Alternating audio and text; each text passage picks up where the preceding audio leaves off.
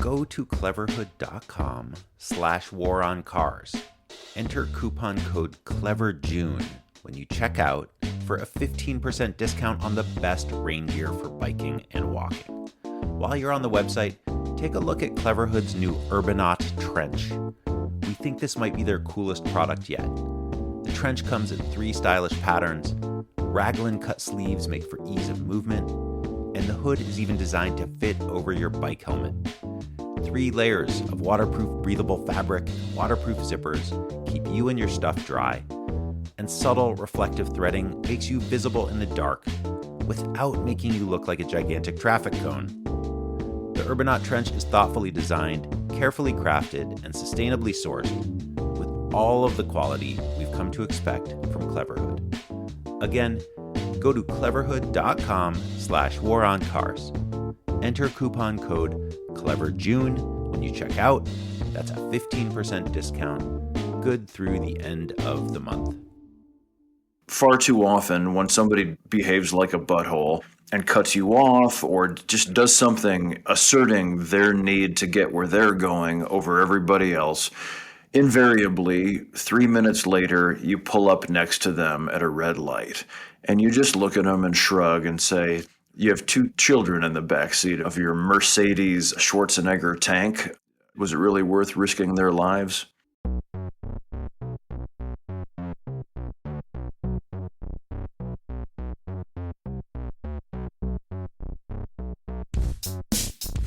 This is The War on Cars. I'm Doug Gordon. So every now and then, when someone notable writes something or shares something on social media that's related to, or at least adjacent to the things we talk about on the podcast, we tweet a greeting. Welcome to The War on Cars. And that's exactly what happened after we read a column last year in Outside titled Nick Offerman's Call of the Candy Ass. Most people know Nick Offerman from his time playing Ron Swanson on the NBC comedy Parks and Recreation. Welcome to my haven. Thank you.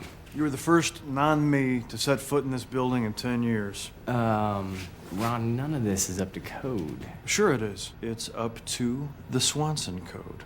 There's no drainage, doesn't seem to be any ventilation. You've got hazardous chemicals over here. Yeah, which only I'm breathing. It's the same liberty that gives me the right to fart in my own car.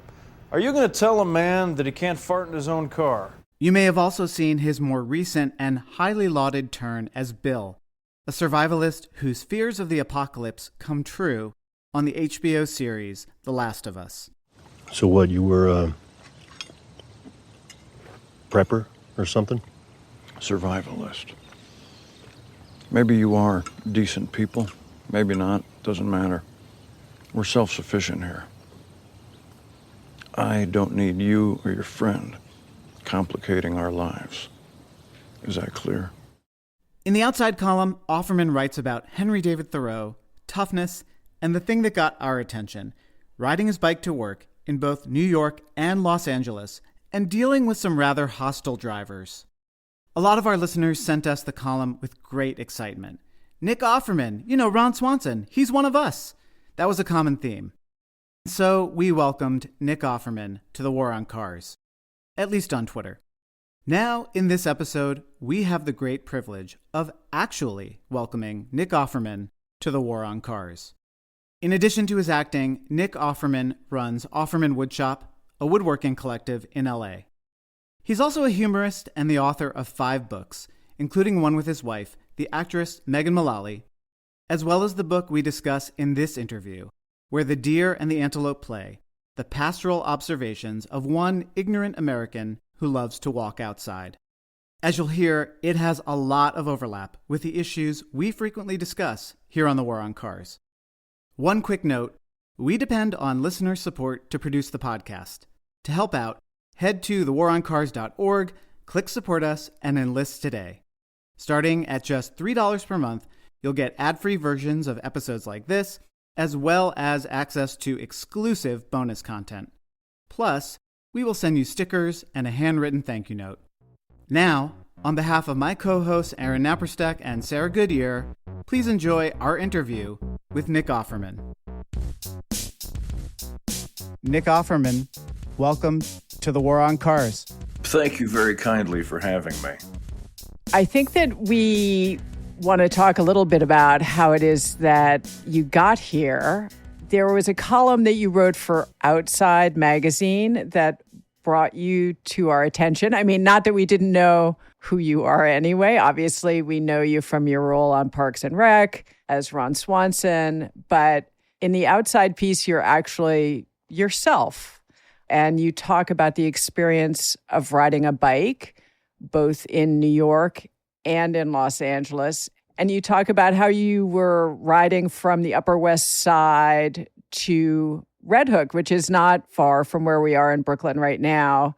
And you had kind of, well, you liked doing it, but you also had kind of a negative experience. Maybe you could talk about that. Sure. I mean, I would open with a couple of caveats. I am a bicycle enthusiast. I love riding. But in my adult life, in my particular circus act, I usually have enough plates spinning that I can begin to thrive commuting by bicycle, but I never have time to join any groups. So I'm always a big fan of this effort, for example, but I've never ridden. I think in my whole life, the only time I've ridden a bike with other people is my hilarious name-dropping mentor that turned me on to cycling, which is Conan O'Brien. We started riding together in Seattle, of all places, and he used to dress in the full racing gear and slather himself in sunscreen. People might not be aware, he's actually 7'2", and he's like an Olympian. He's a gorgeous, athletic specimen, but he does such a great job of coming off like a gangly dork. But he's an incredible athlete, and he turned me onto that. And then we were living in New York, and again, it was through his influence that I bought my first road bike with clip-in shoes. So I still feel like a freshman all these years later, but it was a Specialized Tarmac was my bike, and it's still my road bike. I love it. God, it's beautiful. And so, yes, I was commuting. I found this shop to rent on the piers at the bottom of Van Brunt, below the fairway there. Civil War era piers built of stone. Mm-hmm. It was the stone excavated when they dug the Erie Canal, and they brought it to town and used it as ballast in ships. And I found this space to build my first canoe, which I'll have to take that on another podcast, I guess. Is there a canoe podcast? The War on Motorboats? The war on diesel ferries. Right. Yeah. And in my investigations to find an affordable shop space to commute to from our place on the Upper West Side, I discovered that to get to Red Hook, it was either 2 trains and a bus, or I could try and incorporate a water taxi, or if I took a cab, it was, and this is pre-Uber, it was exorbitantly expensive, and all of these methods took longer than simply riding a bicycle. All the way down the West Side, cross over around Wall Street, and catch usually the Manhattan Bridge, or sometimes for a treat, take the Brooklyn Bridge and try to dodge pedestrians. Either way, and then drop all the way down to that street that ran along the East River in Brooklyn, all the way down to Red Hook. And it was just joyous. I mean, rain or shine, to be able to command a city with that concentrated population by bicycle, for a novice no less, was just magnificent. And so I loved it, and I was in great shape simply from my commute. It was win-win across the board. Did I eat shit a couple times waiting at a light in Chinatown? Yes, I did. But fortunately, I'm a comedian, and so I think I got some applause on one of them. In any case, the thing I wrote about was one day just, again, not having a peer group as a cyclist. I sort of made all these mistakes on my own, and I could run things past the few people I knew who cycled around the city, but nothing could have prepared me for the day that I was hauling ass down that street below the BQE along the East River. Furman Street, thank you. And it was always hilariously empty. And everybody's sitting in traffic 80 feet above on the expressway. And I was in some sort of reverie. hauling ass. And on the whole commute, there were sections of the Hudson River bike path where you could really kick it into gear and try to like go for speed, which just cracks me up that you could do that in New York City. Yeah. And Furman Street was another place I could do that. So I, had fun pretending I was a real cyclist and would get into the hunched over racing position and just try to like crank out a stretch of a couple miles as fast as I could. And I was in this sort of reverie, and a car zoomed up next to me, and somebody leaned out the back passenger window and spanked me fulsomely Oh, jeez. on my gorgeous, enormous butt cheek. And I mean, I was so flabbergasted. I pulled off. I was terrified. Like it was Yeah. really scary. I was going so fast that I could have easily wrecked, but I also just was. I just couldn't believe this weird sophomoric sort of bullying violation. They screamed and laughed and zoomed off. And I was so upset. I was so emotional that I thought to myself, man, if I had a weapon, I would come after you. I had the bicycle version of road rage. I was really upset. I've had that exact experience on a country road in Maine, so a very different setting. But it's very upsetting because you're feeling good, you're on the bike, you're feeling in control. And then here are these people who kind of come along and make you feel you don't have control over anything. You're not a free person on your bicycle. You're just sharing the road with a bunch of idiots. It's amazing. And as I continued then, this was probably about 15 years ago that I started riding regularly. To this day, I'm just astonished at what your movement is all about. The sense of propriety that drivers have, to the point where they'll stop and like pick a fight with a cyclist for having the temerity to want to share the road. It's funny how drivers are always in a rush until the moment that they want to prove something to a cyclist. Like, you're in my way.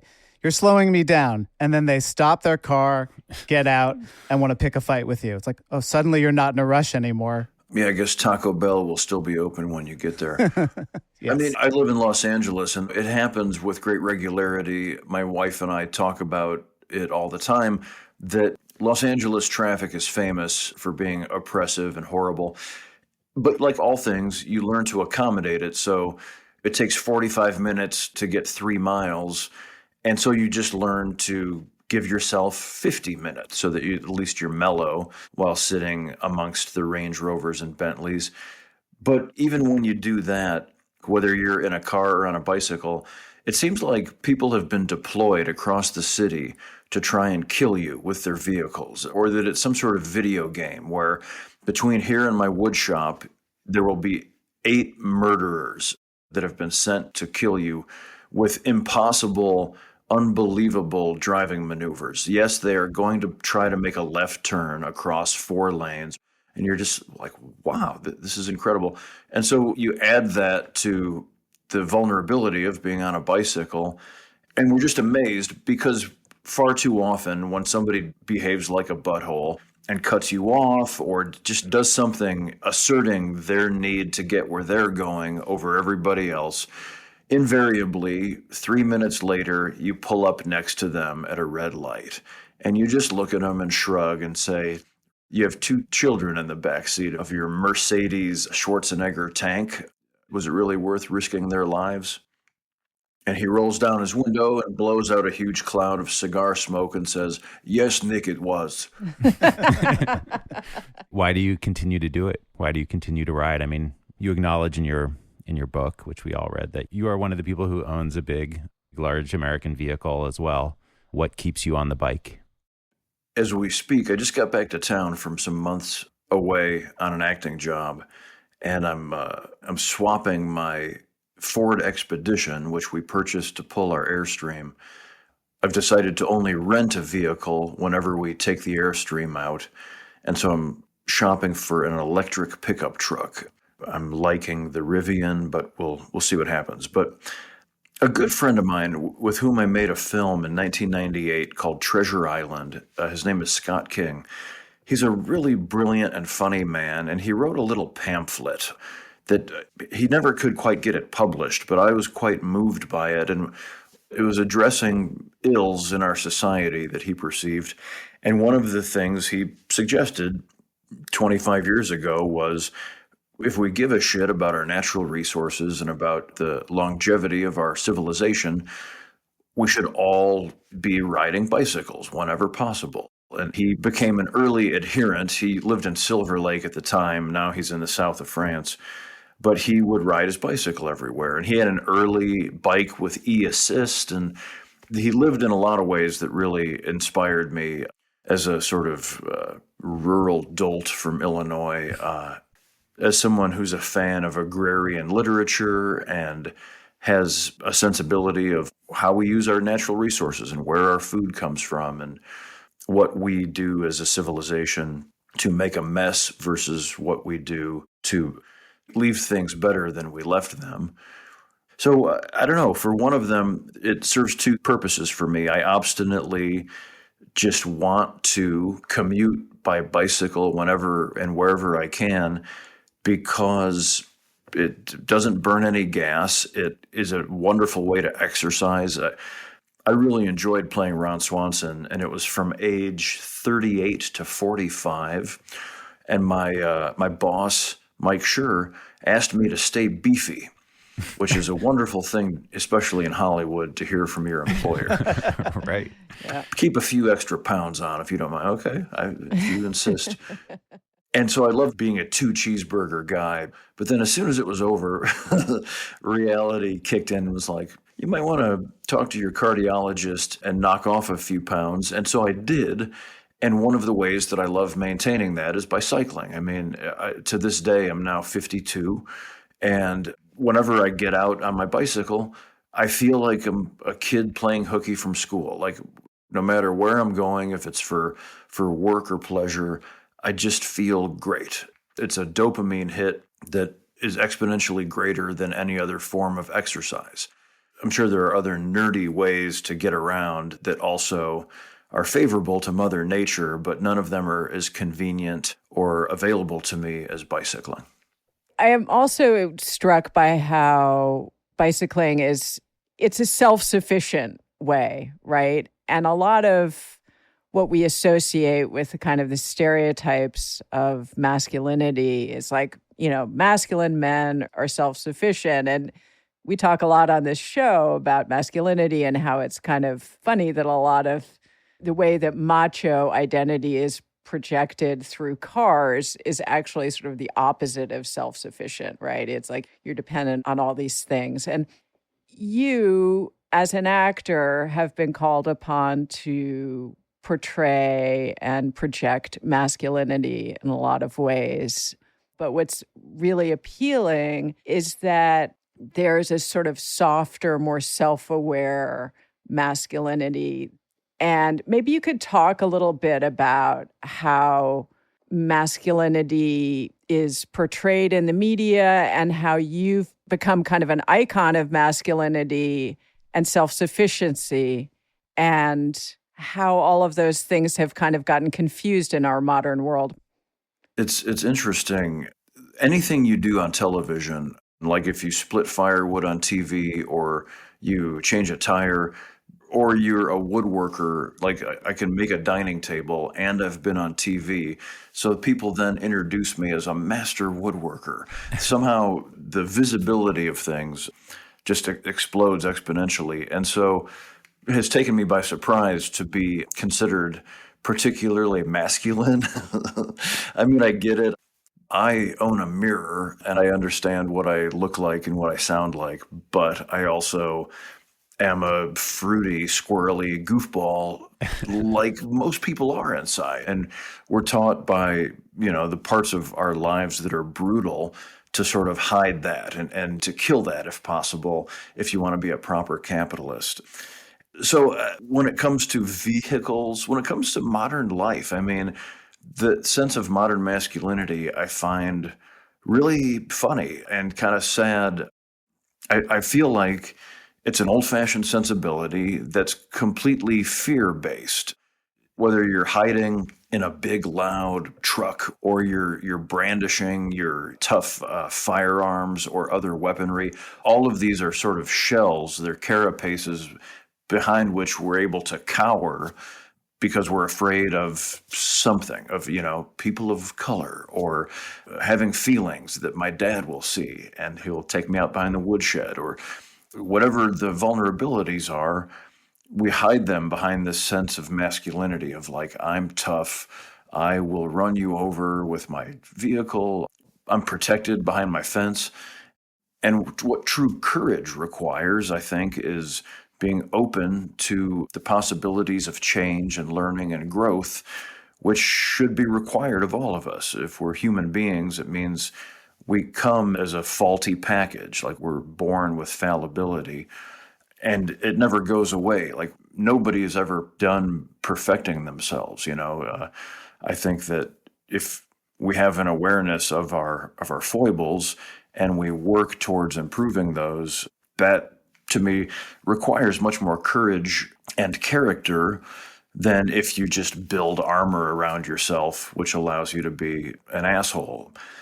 And I don't even like to attribute masculinity to it. Even that genderization is something I would like to help erode in our modern society because, for example, when my woodworking book, Good Clean Fun, came out, people would say, oh, this is for like dads in the garage. And I would say, no, that's a 1950s like Donna Reed sensibility. So by that token, if I want to write a book for women, it has to be about cooking and sewing and pleasing my man, bringing him his slippers and his pipe. And then I would go home and bring my wife, Megan Mullally, her slippers and her pipe and keep her dinner warm, And so, I don't consider these things masculine or feminine. I consider them, this is how you have character. This is how I can stand up for people that have less than me. This is how I can try and pursue an equitable life. And that involves self-sufficiency. So a cyclist has all of the gear on them, by and large, to take care of their vehicular travel. And if you have a very bad week, all it's going to cost you is a couple of inner tubes or maybe a little bit of grease versus the obvious, insane fallacy of the amount of money we spend on our vehicles and our roads. And even my family, who are farmers and like self-sufficient Han Solo types, we all talk about it all the time, how modern vehicles have been designed so that you can't be self-sufficient, so that you have to rely on the teat of Mother Corporation. If anything happens, a light comes on and says, please take this to the dealer and spend a bunch of money. Whereas in decades past, we prided ourselves on being able to fix most car problems with a tool set. So, it taps into that. And that is, I think, a big part of why I love cycling and the sensibility of cyclists. So, Nick, talking about self-sufficiency and the fallacy of it when it comes to automobiles, I was thinking of it in terms of the context of your character on The Last of Us, on episode 3 of the first season, Bill, and how he has this own fallacy of sorts of self-sufficiency, that he can kind of ride out the apocalypse by himself with enough guns, enough canned food, a stockpile of good wine. And I was thinking a little bit in the context of the war on cars, where we talk a lot about NIMBYs who oppose things like more neighbors and affordable housing, or bike lanes that keep people alive, keep them from getting crushed by cars. And in a way, Bill is kind of the ultimate NIMBY at the start of this episode. He literally preserves the town that he lives in, builds a fence around it, preserves the buildings that people could live in, even though he's not going to let anybody in. And it's only when Frank comes into his life that he starts to gradually, okay, I'll give you a shower and a meal. But over the course of, 15 years of that relationship, we just see this deep, deep emotional connection to the point where, and spoilers for folks who haven't seen it, that when it comes to pass that Frank is dying, they have this realization that a life without another person, without taking care of other people, isn't much of a life. So this is a long-winded way of saying I really was thinking about that in terms of what we talk about, whether, climate change, like what are we doing with this movement as we're moving forward, trying to preserve a habitable world in the face of overwhelming odds where it looks like we're not even preserving anything, like we're just plugging our fingers in the dike as best we can. I don't know. I don't have much of a question, more as just an observation of the ways in which that episode and your career subverts notions of care and masculinity and toughness and plays with these things. I mean, I guess that's acting, right? But I wonder if you could talk about that episode and how you see that as playing out against the backdrop of everything we're talking about, how we share space with other people. That's really at the heart of what I think the War on Cars is about. Well, that's a great question, and it goes right to the heart of whatever my soapbox issue is, speaks to that. And I think that that's what's so beautiful about Craig Mazin's writing of The Last of Us. It's amazing that I haven't mentioned Wendell Berry yet. Yes. Wendell Berry says it all turns on affection. And whenever he's discussing any of these issues, he's able to easily trace the root causes to how we treat our farmers and how we therefore treat the soil from which we produce our living every day. And, these are things that we as a society have gleefully forgotten about. We live in absolute blithe denial of who's producing our food, where does it come from, how are we paying attention, how are we being responsible to the creation, in all caps. We are learning more and more as the years go by. The resources of what we have available to us are perfectly finite, and we are creating a lot of problems for ourselves. And Wendell Berry has just such a clear vision about how our habit, when a problem arises, whether it's some aspect of climate change or a food shortage or the vast swaths of topsoil that we've lost in the Midwest and the prairie, our foolish tendency is to say, well, the problems of technology, the results of the Industrial Revolution have caused this problem, X, Y, and Z. And so instead of taking a sort of indigenous sensibility or Aboriginal mindset and saying, where did we go wrong? We never look back and ask that question. Instead, we say, well, Elon, we've caused all these problems with our technology. Can you make a better technology? Can we solve it with more technology? Ultimately, we're filling the ocean with plastic, and then when we're done with that, we'll fill the atmosphere with exploded Elon rockets, as it were. And so, whenever and wherever I can, with my acting roles or my books or when I tour as a humorist, through no fault of my own, through the genius of Mike Schur and the writers of Parks and Recreation, the comedy and the love in that show are the initial bait or the candy that they are the milkshake that draw all the boys to my yard, I believe is the idiom. And I've just finished doing a run of shows as a humorist around the States, and there's still always a handful of people who somehow come to my shows thinking I'm going to be a Second Amendment jackass and some sort of right-wing fool. And they let me know on social media how disappointed they are and how not funny I am. And I always feel bad because what I try to do with all of my content, I liken it to pizza. I try to make the pizza delicious and irresistible while sneaking a bunch of broccoli beneath the cheese. And so as I work in these many different mediums, I try to sort of promote the Wendell Berry sensibility as much as I can because I can't stop thinking about it.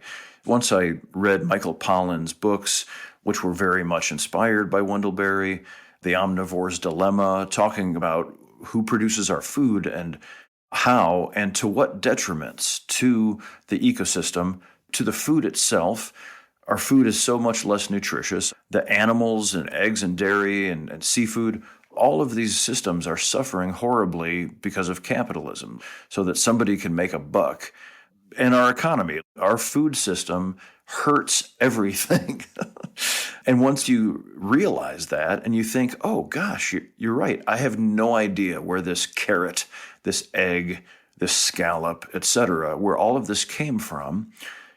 And when I'm talking on stage about this, I say, it's funny, we we send our money to these power companies like, hey, I'm sending you this money and you're sending me electricity. You're going to be cool, right? Like I'm trusting you. You're not going to like fucking rip off the top of a mountain and rape the mountains of eastern Kentucky, right? And of course, the answer is a resounding, no, don't worry about it, buddy. Here's video games. Here's McDonald's. Don't worry about it. You're an American. And so, as a self-sufficient citizen who comes from a family of much better citizens than I am, those are the kind of issues that I try to keep an eye on as I travel through this world, instead of just becoming a blithe, fat, lazy sheep suckling on the teat of capitalism like those grown-ups in the seminal film WALL-E. Yeah. Yes. Speaking of sheep, I just have to say that when I realized in the book that you were going to go to the farm of James Rebanks, I went nuts because I'm such a huge fan of his. And like the idea of rebuilding a stone wall in the cold with my bare hands with him would be my fantasy. So you lived my fantasy there.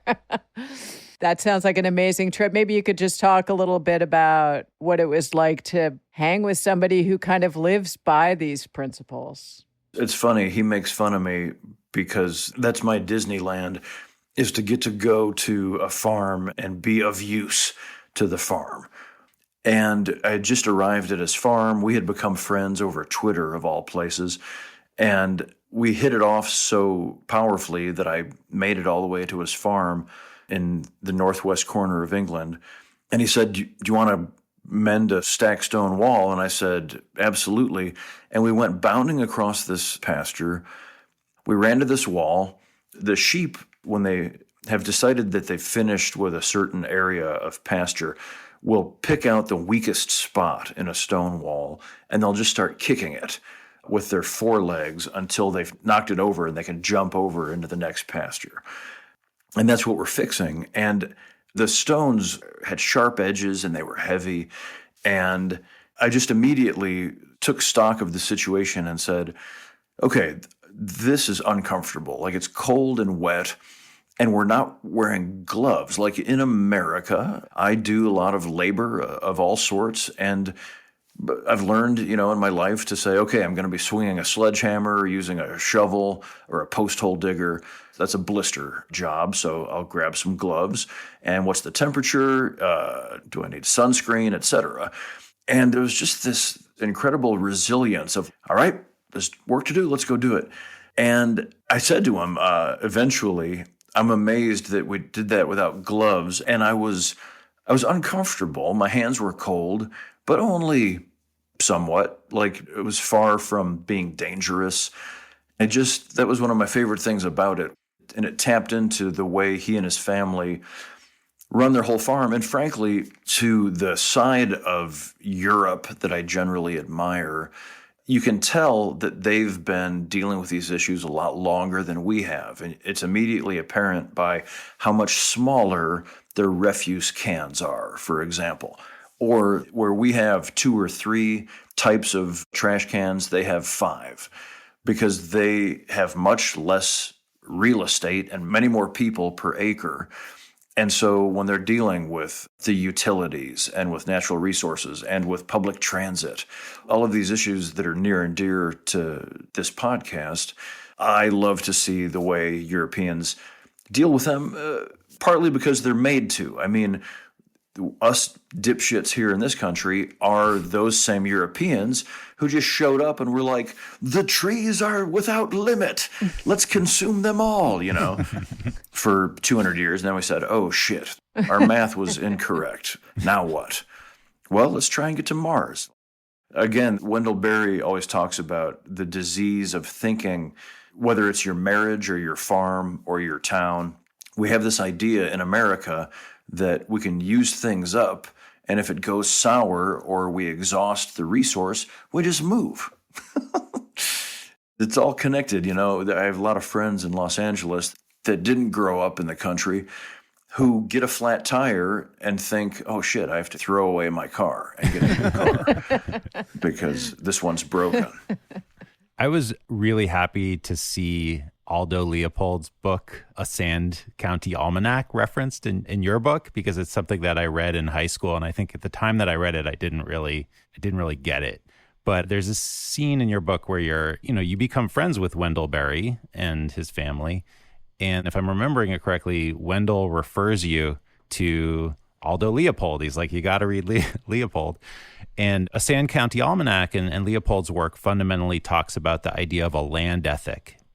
A land ethic is simply about caring about people, about land, about strengthening the relationships between people and land. And it's a kind of appeal for a moral responsibility to the natural world. What I was wondering as I was reading this is our audience here at the War on Cars, and Doug and Sarah and myself, we're very urban people. We are not living the agrarian dream here in Brooklyn, New York. What does this agrarian ideal mean for those of us who are living in cities, and how can we bring this ideal into our urban lives, or even update the ideal so that it resonates with us here in cities? Well, it's a huge question, and everything is connected. It all comes back to these same root questions, because my family, again, who are incredible citizens. My dad's the mayor of our small town. My sister's the head librarian. But the whole family just lead these lives of service. My dad is a prolific gardener. And so they have a frugality about them. And first and foremost, to me, that's the answer to the question is my mom's side of the family is still farming. They farm corn and soybeans.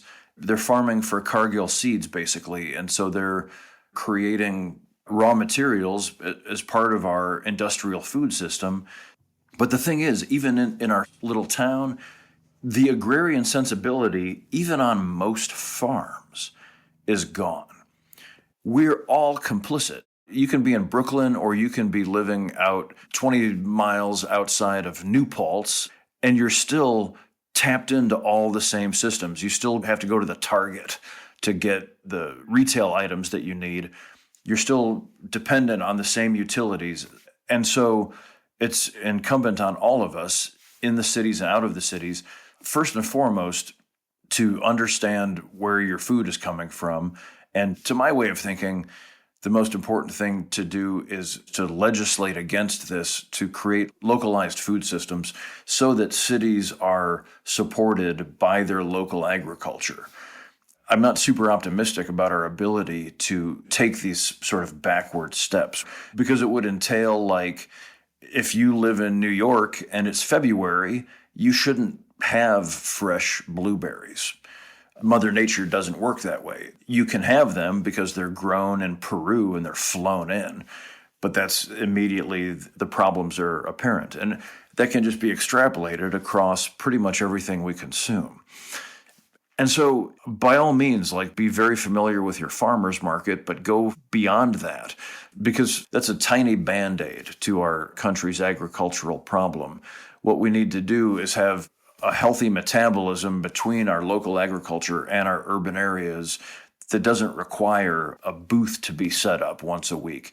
All of our food, or the majority of our food, should be coming as locally as possible. What I was trying to get at with that question about Aldo Leopold was just, is there a way to bring this idea of self-sufficiency into the urban environment while also acknowledging that to enable us to be self-sufficient in the big city, we also somehow need to have these gigantic collective systems, these big public systems that function really well?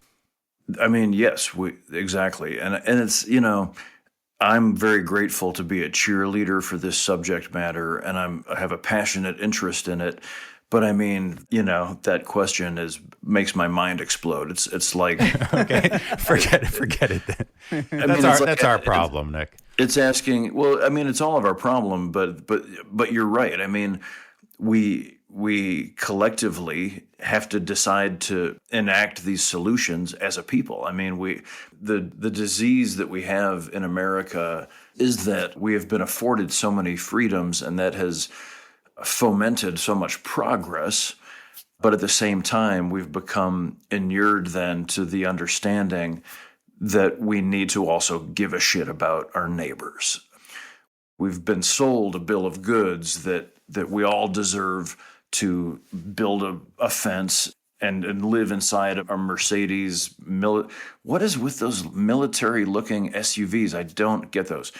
But that's what we're sold. Like, you should have, and you can have all your guns in there, and you can kiss your guns. And this complete weird fallacy that saddens me, because the fallacy is winning.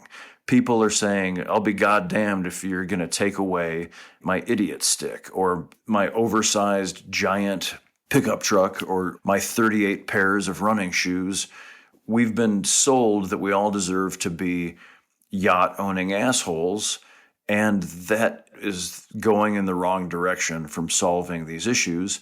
And I don't know where to find my optimism, because I'm familiar with human nature, and we all generally will make the lazy choice when we can. So Aldo Leopold, I close my book with a quote from him that says, I'm going to butcher it, but it's the idea of doing the right thing even when nobody is looking, even when doing the wrong thing is legal. That's the solution. And, I'm hopeful because there's work to be done in front of us. There are great agricultural movements, including my friend James Rebanks, whose books I'll plug, The Shepherd's Life and Pastoral Song, which in England is called English Pastoral. One of the things that has given me hope recently is the huge response to this Last of Us episode and to your character and this sort of character arc that he goes through. As much as there is laziness, I think there is also a hunger for a better, more decent way of looking at the world. And I know that you must have gotten just such an overwhelming response to that. I mean, did that give you hope? Yes. I mean, my hope comes in increments, and it signifies, the response to that episode, for example, and just good art, the response to Mike Schur's shows that are full of heart and ethics, and his book, How to Be Perfect, because it is representative of the inexorable small majority that the good side continues to have. Slowly and surely, we seem to be succeeding at dragging ourselves, kicking and screaming, into evolution, into treating all victims of discrimination more equitably. You know what I mean? Like, when I was a kid, gay marriage was a fairy tale to imagine, and now it's a yawn. Like, of course. The legalization of marijuana, the attention being paid, the vocalization that can be given to things like trans rights or Black Lives Matter, or it's not going to happen overnight. I'm not going to do a comedy show that people are going to say, "Oh, I didn't think about that." let's change our legislation. But nonetheless, I think slowly but surely, we generally keep winning, but not by a lot. There are a lot of people that are screaming and kicking and want to hang on to white supremacy or, the material goods that they have been taught, since the New Deal. They were like, by God, this is the American dream, and I earned the right to own these vehicles and these tennis shoes and these AR-15s. So and it's like, yeah, but who are you helping? And so that's where I find my hope. And by finding people like the Berry Center, Wendell Berry's daughter, Mary, runs the Berry Center in Newcastle, Kentucky. And they have a farming program. I find places with trying not to spread myself too thin, but like by lending my support to smarter people doing the actual work. So, I mean, I'm never going to be a brilliant scholar or even a great journalist, but I do have an audience or a readership. And so what I can do is try to bring their attention to the broccoli that I'm sneaking into my pizza. So, Nick, we started this episode with you talking about cycling in the city, both in New York and Los Angeles. But in your book, Where the Deer and the Antelope Play, which we've been talking about a lot, you talk about the power of a good walk. I mean, the first third of your book is about a trip you took to Glacier National Park with your friends Jeff Tweedy and George Saunders. But then later in the book, you also talk about how, as an actor, you're often dispatched to far-flung cities and you'll have a day off or a couple days off, and you just love kind of getting out and taking a good walk. You do have a part that I had forwarded to Aaron and Sarah. I think you're in Glacier National Park and you talk about some folks in Jeeps showing up and sort of ruining the experience pretty much for everybody else.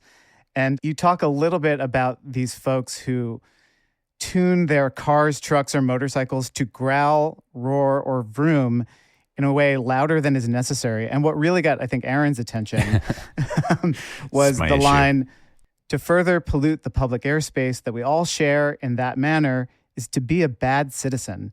Please think about what you're doing. It's painful and violent." And I think that line, "it's painful and violent," really, like I said, it got our attention because it's what we talk about on The War on Cars, that your actions have an effect on other people. I wonder if you could talk about your experience of just walking in LA or wherever you happen to be at the moment and what happens sort of when you interact with cars. Again, there's a Wendell Berry quote for everything, but he talks about, as we proceeded with our wonderful, in quotes, technological civilization, about how we no longer have an awareness of our neighborhoods. That's one of the ways in which we've lost touch with, you used to be able to travel no faster than by foot or by horse at the fastest, slow enough still that it allowed you to see, among other things, just by looking, how your neighbors are doing. Have they painted their barn this year? How are their gardens? Are they taking care of themselves? And that makes perfect sense when I think about, I grew up out in the country, 12 miles out of this little town, and I think about driving to town and you go too fast. To what end? We hurry along our days. And so when I walk, especially in a new city, I wouldn't even want to explore by bicycle. For me, that would be too fast because I need to be able to soak it in. And I love to use a map and say, okay, cool, here's an art museum. And okay, here's a way that I can get there where I hit a cool bridge or maybe a park or an ice cream shop or whatever. And that, to me, that skill set is fundamental to citizenship. It's easily equated, when I talk about people making their cars too loud, I equate that with people I've seen in a Chipotle in Austin wearing assault rifles to the salsa bar. It's the old thing of guys with small penises drive big trucks. It's all an extrapolation of that sensibility. Who hurt you that you need to be a big tough motorcycle, vroom vroom, to tell your neighborhood that what? Are you an anti-hero from a 1970s film? It's truly painful and violent. Yeah. This whole notion that I would love for people to have an awareness of, I'm sure I even still do it in some ways. It can be represented by our sense of tourism, where if I go to Paris or the south of France or some nondescript little town in North Carolina, we've been taught, again, by consumerism to go on the channels and find out what we're supposed to go look at. And then you ignore everything else and you go see the Eiffel Tower, the London Eye, or what have you. And you're like, okay, that was whatever. And, you wait in line, it's expensive. But if you just walk to it, you're going to see 20 things that no one will ever blog about. One of them might be a frog. One of it might be the light coming through a window in a cool, the world is miraculous and gorgeous. And we only are able to fully consume that, in my opinion, at the pace of walking, and often walking slowly. Early on, because the Jeeps were later when I was hiking in Sedona. Oh, right. But early in Glacier, there was this guy screaming to his kids about these marmots, which, by the way, it's a national park. It is not without placards telling you what the goddamn mammals are. And there's a guy screaming to his kids, "You guys, there's a badger!" Screaming to his kids, in a pastoral, natural setting where people are enjoying, among other things, the quiet. And it's just that idea of like, you can be stopping, admiring some poppies on the roadside and get run over by someone flooring their Hummer to get to go see the next roadside attraction. Nick Offerman, thanks so much for joining us here at the War on Cars. We really appreciate it. No, it's my pleasure. I'm a big fan, and slowly but surely, let's get everybody on a bicycle. Absolutely. Amen. We'll put information about all things Nick Offerman in the show notes, including a link to our bookshop.org page where you can support independent booksellers and purchase a copy of Nick Offerman's book, Where the Deer and the Antelope Play. Become a patron of the War on Cars. Go to thewaroncars.org, click Support Us, and enlist on Patreon today for just $3 per month. We'll send you stickers. Plus, you'll join such excellent company as our top Patreon supporters. Charlie G. of Human Powered Law in Portland, Oregon, the Law Office of Vaccaro and White in New York City, Virginia Baker, Martin Mignot, and Mark Hedlund. Thanks also to the sponsor of this episode, Cleverhood. This episode was recorded by Felix Levine of Felix Levine Productions. It was edited by Ali Lemer.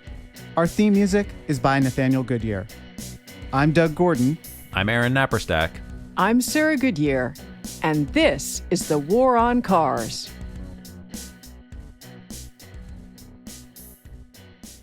Here's a PSA, just in case any of you or your brothers gets within hearing distance of this audiobook. If you have tuned your car, truck, or motorcycle to growl, roar, or vroom in any way louder than is necessary, when you rev your engine and treat everyone within a quarter mile to the aggressive noise you have spent time and money to broadcast, you only sound incredibly sad. It's indistinguishable from a baby screaming on an airplane or the subway, except the baby is not doing it on purpose. To further pollute the public airspace that we all share in that manner is to be a bad citizen. Please think about what you're doing. It's painful and violent. And I would ask you to consider working out your insecurities in some other way, like Dungeons and Dragons. Cedric, I'm obviously still talking to you.